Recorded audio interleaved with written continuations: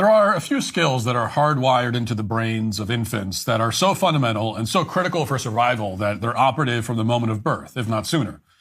And one of them is pattern recognition, which is how infants recognize their mother's faces. Even the youngest child is capable of matching a new stimulus with an event that's previously established in their memory and alter their behavior accordingly. Of course, animals do the same thing. But a funny thing happened to pattern recognition starting around the middle of the last century. Pattern recognition transformed from a fundamental feature of human psychology to something that we were told is far more sinister. To paraphrase the author Steve Saylor, a war on noticing commenced. And over the past several decades, we've been told that we are not allowed to notice patterns of human behavior, and if we do notice them, we must pretend that we don't. It's not enough to say that all men deserve equal rights under our Constitution, that all men are created in God's image. Instead, it's now incumbent on all Americans, we're told, to affirm that their past experiences and observations should have no bearing whatsoever on their current thought process or future behavior.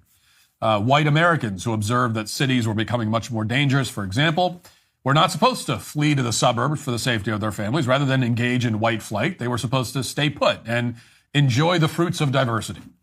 This campaign has been going on for several generations, and as we all know, the cities aren't any safer. They're far more dangerous in every respect. But our leaders are undeterred.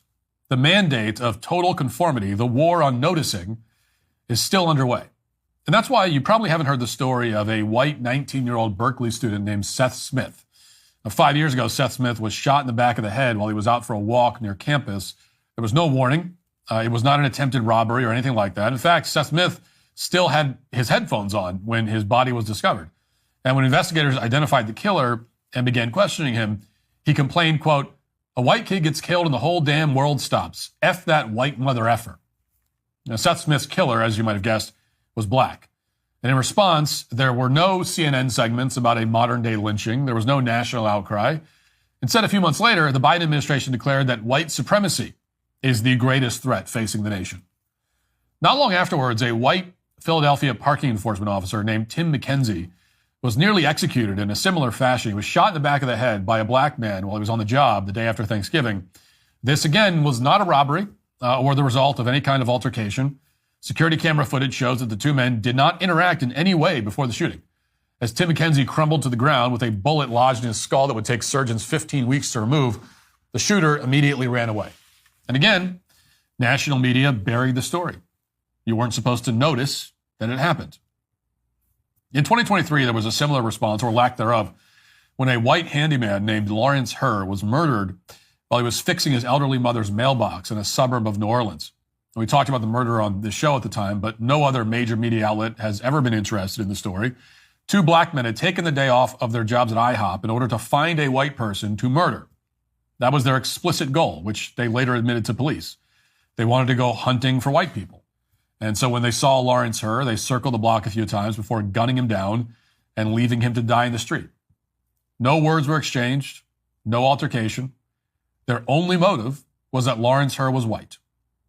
So these two black men decided that he had to die. That same year, a white social worker named Leah Rosen Pritchard was butchered with a hatchet while she worked in a homeless shelter in Vermont. And again, not a robbery, not the result of an altercation. It was a premeditated murder that was not provoked in any way.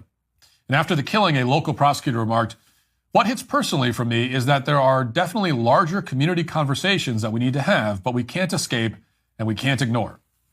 Now, whatever community conversations this liberal prosecutor in Vermont had in mind, it's hard to say. Apparently, she can't say either because she never explained what she meant. But her general sentiment, at least, is absolutely correct. It's time to talk about something that nobody in mainstream politics is willing to talk about, which is why there are so many black people, young black males in particular, committing violent crimes, and why they're committing so many crimes against white people. Now, for years, it's been obvious that this violence would only become more overt and intolerable as a major political party in this country openly encouraged anti-white race hatred. And indeed, that's exactly what's been happening. The lynchings, as the media would call these killings if the races were reversed, are continuing in broad daylight. And they're becoming harder and harder to ignore despite the best efforts of the media. And on Wednesday, as you may have seen, the latest instance of black on white homicide took place in Frisco, Texas, which is a short drive from Dallas. a white 17-year-old high school junior named Austin Metcalf was stabbed to death by a black athlete at a championship track meet, which was being held at a local stadium. I want you to listen to how the local media is reporting on what happened. Listen. Steve, Heather, 17-year-old Austin Metcalf had a bright future ahead of him. He was a leader on the football field and a scholar in the classroom. His dad told me he's holding on to memories and leaning deep on his faith as he tries to wrap his mind around this senseless tragedy. Wednesday morning, Austin Metcalf was at a District 11 5A track meet at Kirkendall Stadium. Around 10 a.m., Frisco police say 17-year-old Kamelo Anthony stabbed Metcalf in the chest after some sort of fight. Jeff Metcalf says it was Austin's twin brother, Hunter Metcalf, who tried to save him. And his brother was holding him, trying to hold the blood in, and he passed. My son watched his brother die in his arms. It's unclear how Anthony got the knife into the meat or what exactly led up to the fight. It is senseless, according to the local news station. There was some kind of fight. But what kind of fight was it exactly? Did Austin Metcalf attack his killer first? Why exactly would somebody bring a knife to a track meet? And where exactly did the murder take place? Apparently, none of these questions seem relevant to the local Fox affiliate that aired that report. Pretty much all the reporting has been like this. You're supposed to gloss over details from the arrest affidavit, which states that the black athlete, Kamelo Anthony, was spotted in a tent that was reserved for Memorial High School, even though he was competing for a different school called Centennial. And that's when Austin Metcalf, who was running for Memorial High School, told Kamelo Anthony to get out of the tent. In response, one witness says that Anthony opened his bag and reached inside. Then he told Metcalf, quote, "Touch me and see what happens." And at some point, Metcalf reportedly grabbed Anthony or his backpack to get him out of the tent. In response, according to the affidavit, Anthony pulled a knife from his bag, stabbed Metcalf in the heart, and ran away as Metcalf bled out. And police say that he then threw the murder weapon into the stands in order to hide the evidence. Those are facts that look a lot like premeditation. I mean, after all, bringing a deadly weapon into the opposing team's tent during a track meet and then daring them to touch you so you can stab them is exactly the kind of thing you do if you wanted to find a pretext to kill someone. And of course, if you had just defended yourself in any kind of legitimate way, you probably wouldn't flee the scene and then throw the murder weapon. The local news station, they don't want to talk about these aspects of the story because they might lead to some unapproved conclusions. It's the same reason they don't show you Kamelo Anthony's recent social media posts. And you can look at these two images here. As you can see, Kamelo Anthony has an evil grin while extending his middle finger towards the camera. In other images, he's hoisting a gun in the air. By contrast, here are Austin Metcalf's recent posts. He's celebrating that his hard work paid off and that he won linebacker of the year in football, as well as team VP, and also team MVP rather. And just a week ago, he was writing about his faith in God and all the hard work paying off. So the contrast could not be more obvious or more predictable. Now, the reason these images aren't being played in prime time by every news outlet is the same reason they showed you the childhood images of Michael Brown and Trayvon Martin and so on, instead of the images where they were wearing gold teeth or flashing gang signs. They're trying to short circuit your pattern recognition. You're not supposed to notice that posing like a thug and acting like one is a commonly accepted aspect of black culture in this country. Everybody knows that's true, but no one's supposed to say it. But no matter how much the media tries to deceive us, the fact remains that pattern recognition is hardwired at birth. And to prove that point, consider this hypothetical, which I posted yesterday on social media. A lot of people were very upset by this post, which is why, of course, I'm going to repeat it. Here's the hypothetical. Imagine you didn't know anything. Let's say you didn't know anything about this latest incident, and imagine that I told you that a young man stabbed another young man to death for telling him that he was in the wrong seat. And then I told you that one young man in the altercation was white and the other was black. And then I asked you to guess the race of the assailant. Without any more information, you would know the answer immediately, wouldn't you? Every single person in the country would know the answer immediately. Because young black males are violent to a wildly, outrageously disproportionate degree. That is a fact. the races reverse scenario would almost certainly not happen. Okay, black people don't have to worry about being murdered in cold blood if they say something slightly irritating to a random white person. White people have a lot more reason to worry the other way around. The statistics on this point could not be more stark. And really any stat you look at bears it out. But let's just look at this, for example. From 2010 to 2020, as one of my followers pointed out to me yesterday, there were a total of 14,689 black on white homicides. By contrast, there were just 6,148 white on black homicides. This is in spite of the fact that there are over 200 million white people in this country and only 40 million black people. And so that means that adjusting for population size, a black person is approximately 12 times more likely to kill a white person than vice versa. 12 times more likely. Now, when you look at violent crime in general, the disparity is even wider. According to the Bureau of Justice Statistics, in 2019, there were 562,550 violent interracial incidents involving blacks and whites. A total of 472,570 of these incidents, 84% of them, were black on white. And adjusting for population size, that means that it's about 28% more likely that a black person will violently attack a white person than the other way around. Actually, not 28%. That's 28 times, right? Not 28%. It's quite a bit more than that. And that includes robbery, rape, assault, and so on. Now, to clarify, I'm talking about a very small subset of the population here. Almost all of the violent crime among black people and people of any race is committed by young males. Well, there are 20 million black males in the country, 40 million black people, 20 million black males about in the country, which only accounts for about 7% of the American population. So if we were to take out all of the black males over the age of 36 from these calculations, you'd realize quickly that it is a very small portion of the population that is committing a hugely, astronomically disproportionate amount of violent crime. According to FBI statistics, the 18 to 34 age range dominates violent crime statistics to the point that it makes up something like 50 to 60% of all arrests. And again, that's general of all races. Overall, somewhere around 50% of the murders in this country are committed by black people, and about 35% of non-fatal violent crime is committed by the same group. Again, these crimes are being committed by less than 13% of the population. So in other words, there's clearly a massive problem in black culture, specifically as it relates to younger black males. And contrary to what the media will claim, this is not a problem that can be solved by eliminating systemic racism, alleged systemic racism, or sending reparations to the black community.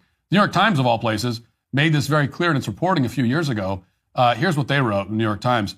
And this is one of the most remarkable statistics that you'll ever hear.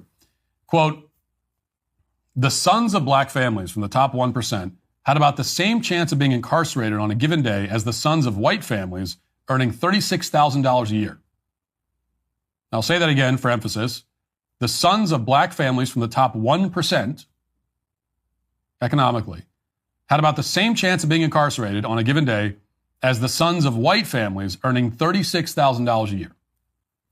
So that means pretty clearly that the legacy of slavery or whatever does not explain the statistical propensity for violence that we see among young black males.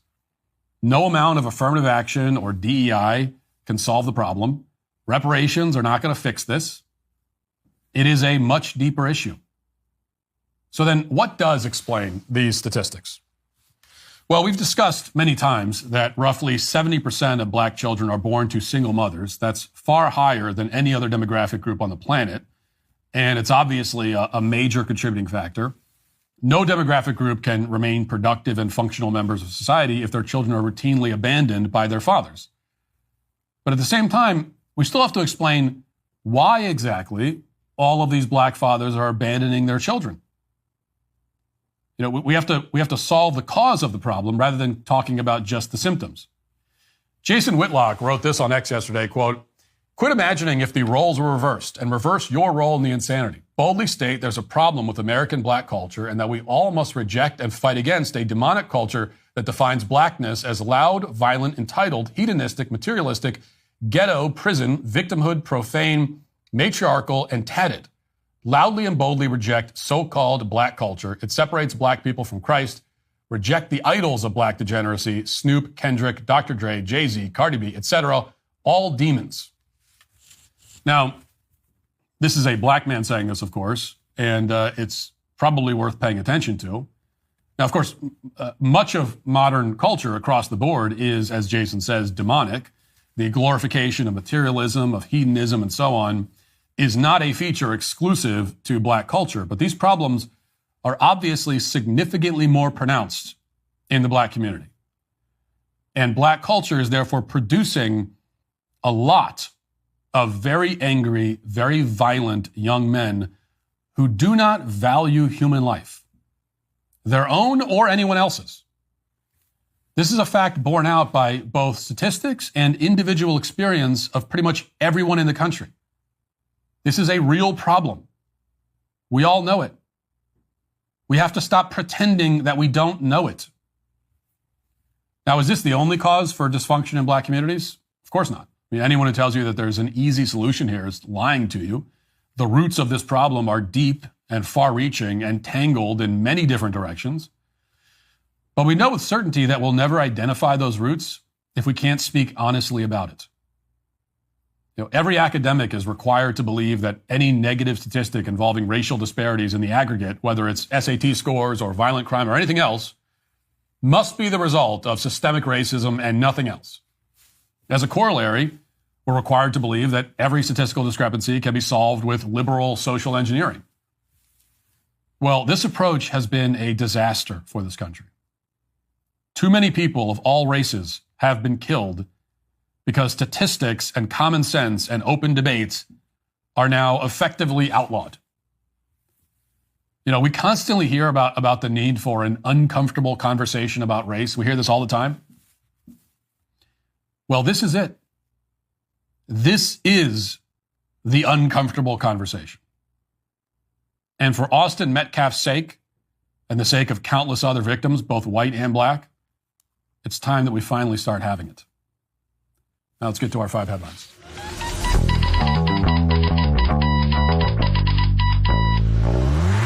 As DOGE continues to surgically cut the fat from decades of bloated government spending and corruption, Pure Talk, the cell phone company I use for business every day, is cutting the fat from the wireless industry. That's right. Pure Talk says, I don't think so, to $100 a month cell phone plans. That's just wasteful. It's irresponsible. Instead, they're offering America's most dependable 5G network at America's most sensible prices.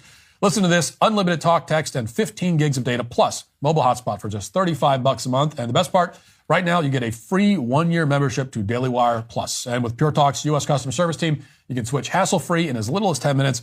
You don't need DOGE to cut the fat from your wireless bill. You only need Pure Talk. Go to puretalk.com/Walsh, switch to Pure Talk at puretalk.com/Walsh, and get a year of Daily Wire Plus for free with a qualifying plan. Pure Talk, wireless by Americans for Americans. Okay, we missed the show yesterday. As you noticed, we had big storms and flooding here in Middle Tennessee. Still have a lot of flooding. Wednesday night, actually early Thursday morning, I guess, was just one tornado warning after another. And I don't think I've ever been through something quite like that. I mean, you get a lot of tornado warnings here in Tennessee. But this was, we must have had 3 or 4 tornado warnings in a row between the hours of like 2:30 a.m. and 5 a.m. I read that Tennessee as a state had 140 tornado warnings between Wednesday and Thursday. And of course, you know, when you have a tornado warning as opposed to just a tornado watch, which in Tennessee you're just under a tornado watch pretty much constantly in the spring and summer. But that means you have to get to a safe place in the house, which is going to be somewhere, you know, on a lower level interior room, so you're not on any exterior walls. There's no windows. That's what you want. And so like 3 different times we had to get up get all the 6 kids up in the house to go sit in the pantry, because that's for us that our only interior room in the house that's not on an exterior wall, doesn't have a window, is our walk-in pantry. And so that's where we spent about 3 or 4 hours on very early Thursday morning, was sitting in the pantry. And of course, you know, this is my kids were having a blast. The younger ones, anyway, they thought it was fun. We were locked in a room that has all the snacks, so that's a lot of fun, and also diminished our chances of starving to death by a considerable margin, although there was still a chance. And the next day, my 5-year-old kept asking when the tornado would come back because she wanted to go in the pantry again with the family, because to her it was like fun. It's like camping or something. And that's that wonderful childhood innocence, you know. It's my wife and I were in the pantry looking at the radar with a line of tornado storms gunning right for us. And meanwhile, to the kids, it's a game. It's fun. And that's good. That's the innocence that you want with kids. Now, a few stories to mention here before we get to the daily cancellation. And I hesitate to start with this. I promise that we will stop playing Jasmine Crockett clips for a while after this. But I do have to play it because it's just too perfect. So during a House Judiciary Subcommittee on Oversight meeting, Crockett admitted, for some reason, that she was a DEI hire. And this, of course, is the same person who has spent many months and years claiming that DEI basically doesn't exist and that the whole concept of a DEI hire is not real. And yet here she is just coming out and admitting it openly. Listen. When I first became a public defender, I had no criminal defense experience. And I walked in and I told my boss, Charlie, I said, listen, you should hire me. He said, why? I said, because I'm black. Charlie looked at me like I was crazy. Yeah, well, there you go. Yes, that's now Fox News has the rest of that quote, which isn't in the clip for some reason, but she continued and said, and I said, let me tell you something. When I walk in, I'm going to walk in with a level of rapport and understanding that maybe some of my other colleagues will not. Charlie offered me my job, and I worked my butt off, and I worked really, really hard for all of my clients, not just those that look like me. That's what it looks like to serve. Okay, so yes, there you go. Yes, that's DEI hiring. This is indeed Jasmine Crockett admitting that she was a DEI hire. She got hired to a position where she had no experience, all because she was black. And that was her only qualification, or at least that was her main qualification, according to herself. Now, ironically, of course, a lot of black defendants ended up getting the short end of the stick here. It was most likely predominantly black people who ended up, on the losing end of Jasmine Crockett being a DEI hire. Because imagine that you're charged with a crime and they give you a public defender and you ask the defender what her qualifications are, and she tells you, oh, well, I'm black. Don't worry, you're in good hands. I'm black. And the thing is, Jasmine really doesn't even understand the problem here. Okay, I don't think she even understands it. On the one hand, she goes around claiming that the concept of a DEI hire is a myth. And then next thing you know, she announces proudly that she was hired because she's black. And this is not even necessarily a double standard or hypocrisy or whatever. This is her not understanding the point. There is a comprehension problem here. And I'm not saying that to let her off the hook. That's not my point. I'm just saying that I actually think Jasmine Crockett truly doesn't understand the difference between objecting to black people being hired for a job and objecting to black people being hired for a job because they're black. So when we object to the latter, she hears it as the former. Again, not excusing her. I only mean to point out that she is very dim. This is a very dim bulb that we are dealing with. And I was thinking about this. I think part of what's happening here is this, that for a long time, we had these left-wing race hustlers who would intentionally misconstrue these kinds of arguments. They knew that there was a difference between objecting to hiring black people and objecting to hiring them because they're black, right? They understood that what we're actually objecting to is, again, the latter, not the former.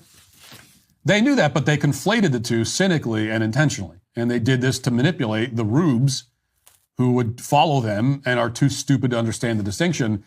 And I think with Jasmine Crockett, we now have the rubes themselves taking over. The rube generation is now taking over for the, I think, more intelligent, cynical race hustlers who came before them. And these people like Jasmine Crockett, I mean, they're just as morally debased as the old guard of race hustlers were. But and they're just as dishonest and they're just as cynical, but I do think that they're a lot dumber. They are very, very dumb. Post-Millennial reports on this. A Colorado bill introduced by Democrats would classify misgendering and dead naming as forms of child abuse to be considered in child custody disputes. The legislation introduced Friday, sponsored by Democratic Representatives Lorena Garcia, Rebecca Stewart, Faith Winter. The bill is named the Kelly Loving Act after a transgender identifying individual killed in a 2022 club shooting in Colorado Springs. The bill is based on the premise that individuals can identify as a gender identity contrary to their biological sex.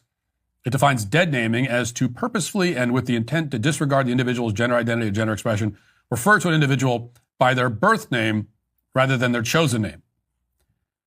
Similarly, the bill defines misgendering as to purposefully and with the intent to disregard the individual's gender identity or gender expression, refer to an individual using an honorific or pronoun that conflicts with the individual's gender identity or gender expression. Under the proposed law, courts handling child custody decisions would be required to consider misgendering and dead naming or threatening to publish information related to a child's sex change procedures as forms of coercive control when determining the best interests of the child. Okay, so they would be required to view this as abuse, which obviously would end up meaning that the parent who is not on board with the gender transition would lose custody of the child. That's the whole point here. And this is something that in practice is already happening in many family courts, as we know. I mean, you can look at the case of somebody like Jeff Younger, for example, who we've talked about many times. But now Colorado wants to codify it into law, and they want to require it. And what that would mean is that if a mother wants to trans her child and the father doesn't, she can just divorce him and take the child and get full custody, because under this law, the father would be viewed as an abuser. I mean, the father is guilty of abuse. And by the way, in this hypothetical, I say the mother is transing the child only because in literally every case of one parent transing a child over the objection of the other, it's like always the mother doing it. Always, always. I mean, I've never heard of the reverse of this. Have you? I've never heard of it. And the reverse where it would be the father wants to trans the kid and the mother is objecting. Has anyone ever heard of that happening? And I think that's an interesting fact that we should probably spend more time on. Not all mothers trans their kids, obviously. But you could argue that only mothers trans their kids. I mean, sure, you'll find cases where the dad is on board. Dwayne Wade is a prominent example. But even in those cases, the dad is always following the mother's lead, not to let the dad off the hook by any means. And as I said, if there's a disagreement between the parents on this point, mom is always on the pro-trans side. So, that's worth exploring. But for now, just when it comes to this law, this is obviously horrifically evil and crazy and barbaric and demonic beyond all imagining. And this is what trans activists are going to increasingly resort to because they've lost the argument. They've lost the debate. The debate is over. As we've covered extensively, this is an 80-20 issue. Vast majority of Americans are against men and women's sports. Vast majority are against transing the kids. The debate is over. There's no debate.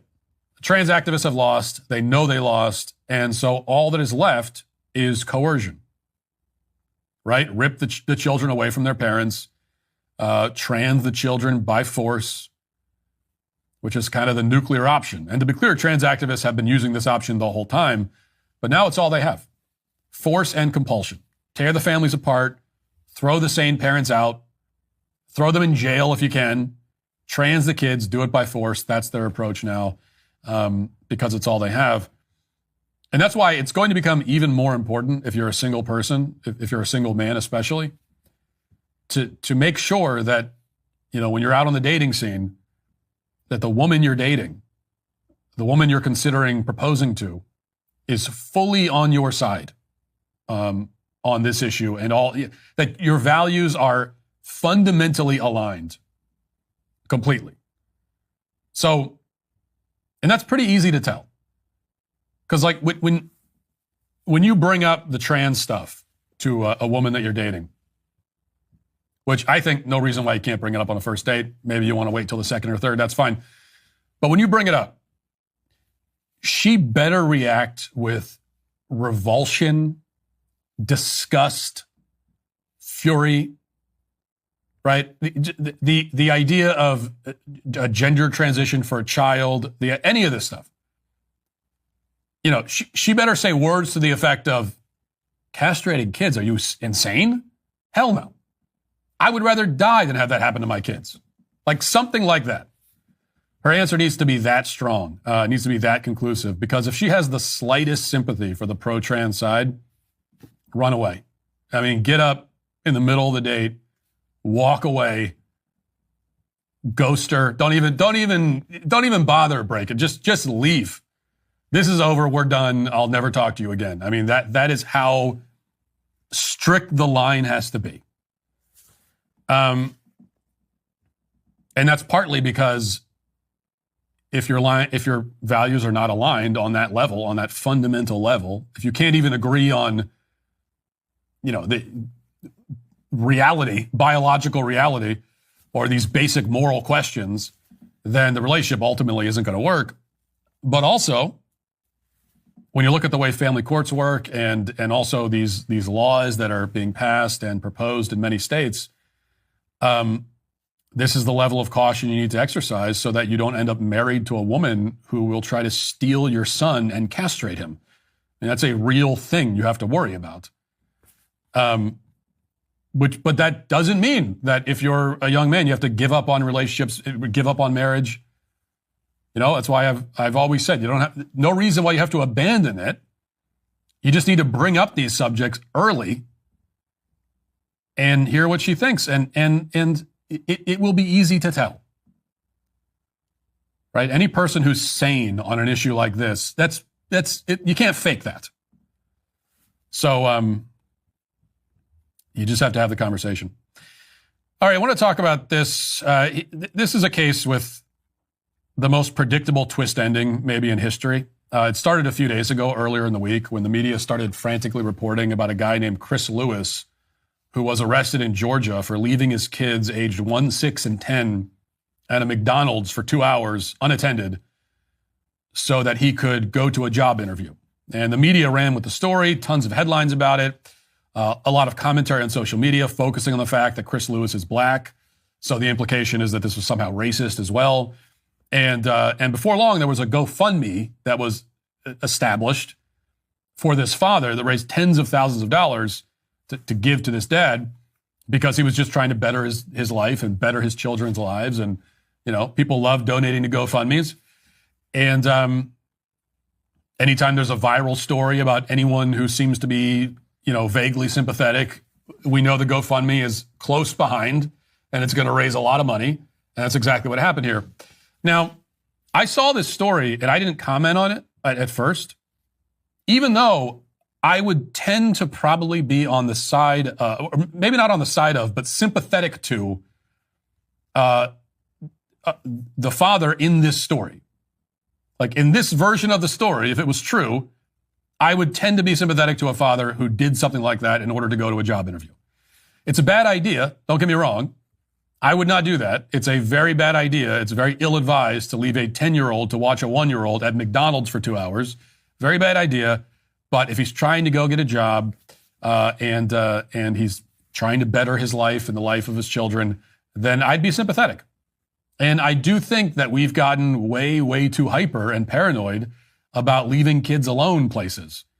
And I was just talking to somebody recently who had the cops called on him because he left a kid in the car for 5 minutes while he ran into a gas station. It was not hot out. Okay, it's not like it was 95 degrees. It was whatever, 65, 70 degrees. So it was a nice mild day. Doors were locked. They're in a safe part of town. The car was in sight the whole time. He just ran into because maybe you pump the gas, you got to run into the store to get a couple things. So he could see the car the whole time. And I guess somebody noticed this, called the cops, and then it becomes a whole thing. And, so people are very hyper about it these days. Whereas when I was a kid, I feel like I spent half my childhood waiting in cars while my parents were in, stores and running errands. Like half my childhood was just sitting in a car waiting for my parents to come back. It was a very common thing. But these days you can't even do that. I mean, as you know how I feel about ditching shopping carts and parking lots. We've talked about that plenty of times, but still not nearly enough. And this is what you hear from a lot of mothers. They won't even leave their kid in the car alone for 20 seconds to walk across a parking lot. What the hell is going to happen in that time? Nothing's going to happen. It'll be fine. But this is how we are. And not just in cars. I mean, we talked about stories where, cops are called on parents because they let a 10-year-old walk down the street to a park alone, that sort of thing. We've basically made any form of independence for children illegal. And for no real reason, by the way. As I think most people understand intellectually, at least, the worst case scenarios, like why wouldn't you just leave a kid alone, leave him in a car, or leave him at home for a limited amount of time? Why wouldn't you do that? What's the worst that could happen? And most people, the worst case scenario they're worried about is that, well, what if somebody comes and takes the kid? I'll leave my kid in the car for 5 minutes. What if somebody comes and steals my kid? But that is almost certainly not going to happen. I mean, you have to look at the stats, but I think the chance that your child is kidnapped by a stranger is basically in line with the chance that he's struck by lightning. It's just something that hardly ever happens. It's almost certainly not going to happen. And now, again, with that said, I still don't think you should leave a 1-year-old at McDonald's alone. Now, he wasn't alone. Granted, he was with a 10-year-old, but a 10-year-old's not old enough to watch a kid for 2 hours. So it's still a bad idea. But, I would be sympathetic if the story was true. But that brings us to the twist ending, which is that it's not true. Now we have the update from Outkick, who reports, quote, "The story of the Georgia man who says that he left his kids at a McDonald's to attend a job interview has taken quite a twist. In a supplemental police report obtained by Outkick from the Richmond County Sheriff's Department, police determined that Chris Lewis, the father of 3, did not attend a job interview while leaving his kids at an Augusta McDonald's. So they looked into it, and they found out that he was not going to a job interview. What was he actually doing? I don't think we know that yet. I would guess it's related to drugs. I don't know that, just to be clear. Just my guess, my best bet. Okay, if I was making a bet on FanDuel right now, that's what I would say. I'd put $1,000 on it. I feel pretty confident. And, or, maybe going to a strip club or something. It's usually something like that. And, I want to give people a hard time if they bought the job interview thing. If they thought that this was some kind of pursuit of happiness sort of story. Will Smith showing up to the job interview in a wife beater covered in paint, and I think a lot of people hear stories like this and you want it to be something like that. And I want to give you a hard time for that, for being so naive, but I get it. I mean, I would rather live in a world where this story is believable. I read that story, and the first thing I thought is, yeah, he didn't go to a job interview. First thing I thought. And I wish I was wrong. I really, truly do. I really wanted to see the update where, it turns out that the whole story was right. And maybe the company, whatever company he was applying for a job, maybe they come out and say, yeah, he was with an interview. He came to an interview. It was a great interview. He did great. We're going to hire him next week. Right? He's turning his life around. I really wish that was the case. I really wanted that to be true. But it just was certainly not going to be true. And it turns out that it isn't. Because that's not the actual world that we live in, I'm afraid to say. And I do think that a lot of people would do well to adopt just a bit more skepticism and even a little bit more cynicism. I'm not saying you have to be as cynical as I am all the time, but just a little bit more. And then, because if you have a little bit more cynicism, maybe you'll at least save your money next time there's a viral GoFundMe campaign going on. So, could save a little bit of money, and in this economy, we could all use that.